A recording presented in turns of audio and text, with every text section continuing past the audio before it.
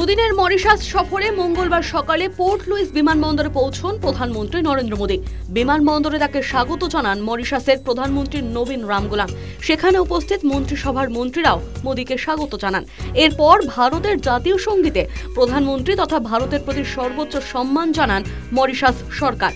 মরিশাসে ৫৭তম জাতীয় দিবস উদযাপনে মুখ্য অতিথি হিসেবে উপস্থিত থাকবেন মোদী।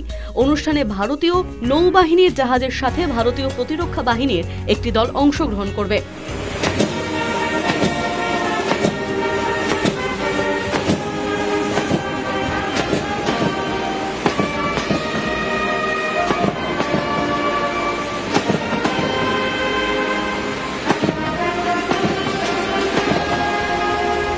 সফরের প্রথম দিনে দুদেশের কূটনৈতিক সম্পর্ক মজবুত করার জন্য সে দেশের শীর্ষ আধিকারিকদের সঙ্গে বৈঠক করেন নরেন্দ্র মোদী।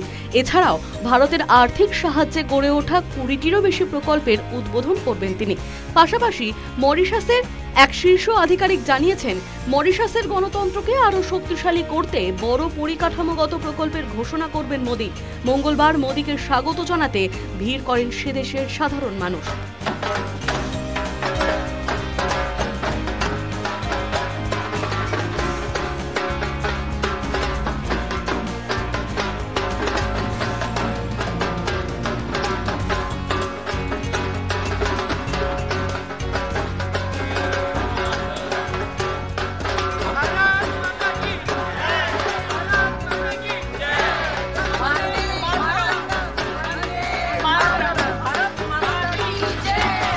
মরিশাসে প্রধানমন্ত্রীর দুদিনের সফরে একাধিক কর্মসূচি রয়েছে। এই সফর নিয়ে প্রধানমন্ত্রী সামাজিক মাধ্যমে জানিয়েছেন, এই সফর দুদেশের সম্পর্ককে নতুন ও উজ্জ্বল অধ্যায়ের সূচনা করবে।